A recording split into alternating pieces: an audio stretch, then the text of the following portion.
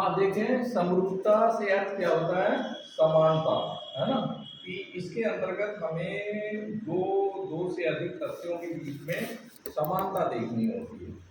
तो उस समानता को अगर हम पकड़ लेते हैं, कैच कर लेते हैं, तो ऐसे में समरूपता से संबंधित जो प्रश्न हैं उन्हें हम हल कर लेते हैं। यानी यूजीसी नेट के एग्जाम में, एसएससी के एग्जाम में, रेलवे में, बैंकिंग में तो बहुत बड़ा इसका रोल है। तो ये तमाम कंपटीशंस जो है हमें निकालना है, तो हमें इस टॉपिक को, जिसमें अबाउट जो है 2 से 3 प्रश्न, कभी कभी ज़्यादा रहते हैं प्रश्न, ये पेपर सेटर पर भी डिपेंड करता है ना। कि उसकी अगर अभिरुचि समरूपता में ज़्यादा होगी तो वो ज़्यादा प्रश्न भी डाल सकता है ना। तो इसमें आप देखें कि समरूपता के अंतर्गत मूलतः नंबर 1 ये शब्द समरूपता, इसमें दो से अधिक शब्दों के बीच में किस तरह की समरूपता पाई जा रही है। पूछने के ढंग भी कई होते हैं, कभी अनुपात और समानुपात में पूछ दिया जाता है, कभी जो है एक शब्द लिख दिया फिर उसको बराबर कर दिया, फिर तीसरा दे दिया, फिर चौथे में क्वेश्चन मार्क लगा दिया। इसके बीच में क्या समरूपता है ना। इसके अलावा अक्षर, अक्षर में आपको वर्णमाला का सही ज्ञान होना चाहिए, जो हम लोगों ने देखा था किसमें, कोडिंग डिकोडिंग। तो जो ए से लेकर जो जेड तक के अक्षर हैं, ए से जेड तक के अक्षर हैं, इनका हमें सही ज्ञान होना चाहिए, है ना। ज्ञान तो सबको है, 26 अक्षर होते हैं, लेकिन उसमें स्वर कौन से हैं, कितने स्वर होते हैं? 5 स्वर होते हैं, है ना। और इसके अलावा शेष व्यंजन है। हाँ। इसके अलावा शब्दों की जो बनावट है उस पर फोकस किया जाता है। जैसे एम हुआ, डब्लू हुआ, है ना, जो इस तरह के आकार से बने हुए हैं। तो ये अभी डिफरेंट एंगल से हम इसको देखेंगे, है ना। तीसरा है संख्या समरूपता। संख्याएं कितने तरह की होती हैं, जैसे सम हुई, विषम हुई, है ना, बहुत तरह की हैं संख्याएं। तो उन संख्याओं का भी हमें पर्याप्त ज्ञान, इसके अलावा जैसे वर्ग है, धन है, इसका भी हमें ज्ञान होना चाहिए। तो तमाम तरह से जो प्रयोग जो है ये इस पर भी, संख्याओं पर भी किए जाते हैं, ठीक है। तो ये 3 तरह के प्रश्नों पर हम अभ्यास करेंगे आज, और देखेंगे कि किस तरह से हम इस पर कमांड हासिल करते हैं। इसमें आप देखें, पहले हम लोग लेते हैं शब्द समरूपता। तो इसमें नंबर 1 है कारण और प्रभाव संबंध। नंबर 1 कारण और प्रभाव संबंध, कि कारण क्या है और उसका क्या प्रभाव है। कारण और प्रभाव संबंध, इस पर प्रश्न आएंगे। तो इसके अंतर्गत एक प्रश्न हम लोग नोट करेंगे कि जिस प्रकार से मच्छर का संबंध, मच्छर अनुपात मलेरिया है, मच्छर अनुपात मलेरिया है, तो उसी प्रकार का संबंध नीचे के किस विकल्प में, ठीक है। तो कारण और उसका प्रभाव, इसको ऐसे समझ लें जिस तरह से इसे हम समझेंगे कि मच्छर से मलेरिया होता है। मच्छर के कारण क्या होता है? मच्छर का जो प्रभाव है या कारण है, उसकी वजह से मलेरिया रोग होता है। अब नीचे हम आपको विकल्प दे दें, ए अनुपात जैसे दिया गया गाड़ी अनुपात चलना, ठीक है। दूसरा है दवा अनुपात बीमारी, सी विकल्प हुआ किताब अनुपात पढ़ना, और डी विकल्प हुआ असावधानी अनुपात दुर्घटना। इनमें से कौन सा विकल्प है? बिल्कुल सही, असावधानी अनुपात दुर्घटना, ये वाला विकल्प सही है ना। क्योंकि असावधानी की वजह से क्या होती है, कारण क्या है, दुर्घटना का कारण क्या है, असावधानी, है ना। तो आप देखें कि कारण और प्रभाव जो संबंध है, इसमें इसी तरह के हम अन्य प्रश्नों पर भी प्रैक्टिस करेंगे। एक नेक्स्ट है औजार और वस्तु संबंध, इस पर भी क्वेश्चन आता है। औजार, नेक्स्ट है औजार और वस्तु संबंध, ठीक है। ये था कारण और प्रभाव संबंध। दूसरा है औजार, और इनको एक एक का समझेंगे। उसी तरह के ढेरों क्वेश्चन पर हम आगे प्रैक्टिस सेट देंगे, उस पर हम लोग प्रैक्टिस करेंगे, ठीक है। तो औजार और वस्तु संबंध, क्वेश्चन एक नोट करें, पेचकस अनुपात पेंच, पेचकस अनुपात पेंच। जिस प्रकार पेचकस का संबंध पेच से है, यानी एक औजार है पेचकस और उसका काम है पेच को कसना, तो इसी तरह से आप बताओ किसमें संबंध है? कलम अनुपात कागज, या बिजली अनुपात रेडियो, या सुई अनुपात धागा, या ब्रश अनुपात रंग, कौन सा सही है? सुई धागा। देखिए इसमें करना क्या है, एक तरफ औजार होगा और दूसरी तरफ उसका काम होगा। आंसर क्या? बिजली वाला बी है, बिजली वाला बी सेकंड वाला। कलम कागज, कलम कागज सही है, इन्होंने सही बताया। जिस प्रकार से पेचकस का प्रयोग पेच पर किया जाता है, वैसे ही कलम का प्रयोग कागज, कलम यंत्र हो गया और कागज है ना वो वस्तु हो गई। नेक्स्ट आप देखो, नेक्स्ट है औजार और कार संबंध। तीसरे तरह के प्रश्न कैसे है? तीसरे तरह का सी विकल्प है औजार और कार संबंध, औजार और कार संबंध। इसमें एक क्वेश्चन नोट करें कि जैसे बर्मा अनुपात छेद करना, क्वेश्चन बर्मा अनुपात छेद करना, यानी बर्मे से छेद किया जाता है ना, ये कारण है। तो ऐसे विकल्प में बताएं, ए है चम्मच अनुपात खाना, बी है रेडियो अनुपात समाचार, सी है चप्पू अनुपात नाविक और डी है चश्मा अनुपात प्रेम।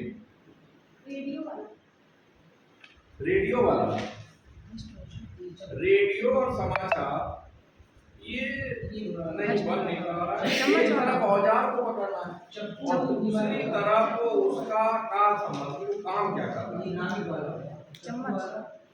चप्पू नाविक नहीं, और ये भी पकड़ना है कि एक साइड, पहले साइड जो है औजार होगा और फिर दूसरी तरफ काम होगा, चम्मच होगा, चम्मच अनुपात खाना। बिल्कुल सही, लिख लो भाई। जिस तरह बर्मा अनुपात छेद करना है उसी तरह का संबंध है चम्मच अनुपात खाना, क्योंकि बर्मा से, और ये देखना इधर नाउन है और छेद करना वर्ब है, तो उसी तरह से हमको लेना है। अब जैसे चप्पू और नाविक लिया आपने, किसी ने बोला, तो चप्पू और नाविक दोनों नाउन है, यानी संज्ञाएं हैं। इसी प्रकार रेडियो समाचार ये भी उसी तरह से। नेक्स्ट है चश्मा और प्रेम, तो ये भी दोनों संज्ञाएं हैं। तो करना क्या है, एक तरफ संज्ञा और दूसरी तरफ क्रिया होनी चाहिए। बर्मा छेद करना, वैसे ये चम्मच अनुपात। अगला लिखे औजार और मापन। अगले तरह के क्वेश्चन आते हैं औजार और मापन संबंध, औजार और मापन संबंध। इसमें आप देखें एक क्वेश्चन नोट करेंगे हम लोग कि पेंच मापी अनुपात मोटाई, कि पेंच मापी का काम क्या है? मोटाई को नापना, औजार और मापन संबंध। तो इसी प्रकार का संबंध नीचे के विकल्प में बताना है। प्रकाश अनुपात चमक, तराजू अनुपात मापन, या अमीटर अनुपात विद्युत धारा, या लेंस अनुपात डायोप्टर। बिल्कुल सही है। जिस प्रकार से पेंच मापी से मोटाई मापी जाती है, वैसे ही अमीटर से विद्युत धारा मापी जाती है। लिख लिया है ना, ये रिलेशन। नेक्स्ट तरह के जो क्वेश्चन है, ये एक एक आपको नमूना दिया जा रहा है कि कितने पैटर्न का क्वेश्चन आ सकते हैं।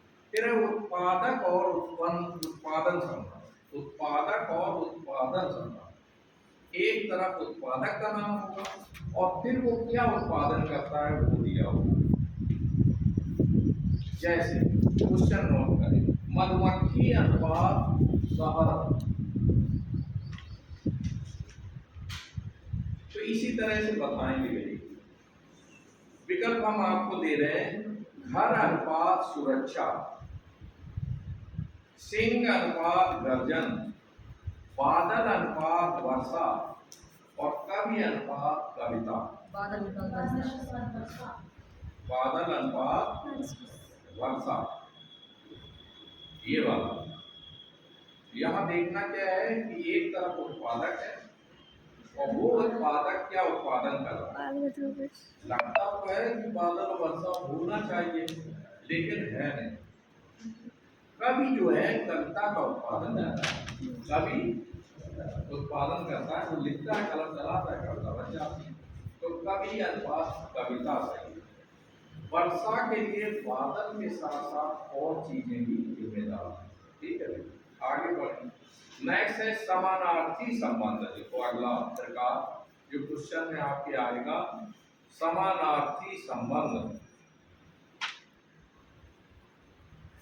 समानार्थी संबंध में समानार्थी समझते हो, इस शब्द आएंगे एक जैसे अर्थ के।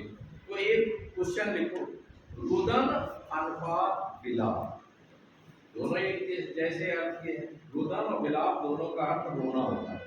रुदन अनुपात विलाप। तो नीचे आप बताइए। अब देखो, एक तो आपको पार्ट्स ऑफ स्पीच का ज्ञान होना चाहिए। पार्ट्स ऑफ स्पीच में नाउन, प्रोनाउन, है ना, verb, adverb, preposition, conjunction, interjection, इनका अगर सही ज्ञान हो, जिस तरह इंग्लिश में हो वैसे ही हिंदी में हो, तो भी बहुत सारी समस्याएं हमारी रीजनिंग की हल हो जाती है। कई बार टीचर्स ने बेसिक से लेकर के पढ़ाया है, कुछ शिक्षा जगह जगह बेसिक में तो बहुत प्रैक्टिस कराई गई है, लेकिन अभी भी बहुत सारे विद्यार्थियों को पार्ट्स ऑफ स्पीच का सही ज्ञान नहीं है। अगर इंग्लिश का वर्ड ले लिया जाए या हिंदी में, तो हम ये डिफ्रेंशिएट नहीं कर पाएंगे कि ये नाउन है। कुछ तो कॉमनली हम जान जाते हैं, लेकिन कुछ के बारे में हमें ज्ञान नहीं रहता। तो एक बार या तो इसमें सोचते हैं कि एक दिन पार्ट्स ऑफ स्पीच हम ही पढ़ा, जिससे पूरी तरह से क्लियर हो जाए। हालांकि इंग्लिश में शायद एक लेक्चर कोई बचा है, इंग्लिश में 2-3 कराए हमने लेक्चर, 5 लेक्चर थे होंगे। तो देखते हैं अगर उसमें होगा तो पार्ट्स ऑफ स्पीच एक दिन समझ, जिससे फॉर एवर आगे की जो समस्या है वो सॉल्व हो जाए। ठीक है, तो समानार्थी में आप बताइए। ए है दर्द अनुपात चिल्लाना, बी विकल्प है खुशी अनुपात प्रसन्नता, सी है परेशानी अनुपात निराकरण, और डी है खुशी अनुपात नृत्य। अब पकड़ना क्या है? सेकंड वाला, सेकंड वाला बिल्कुल सही, यू आर राइट, इन्होंने सही बताया है। जिस प्रकार रोदन और विलाप दोनों रोने से संबंधित है, वैसे ही खुशी और प्रसन्नता दोनों एक ही है।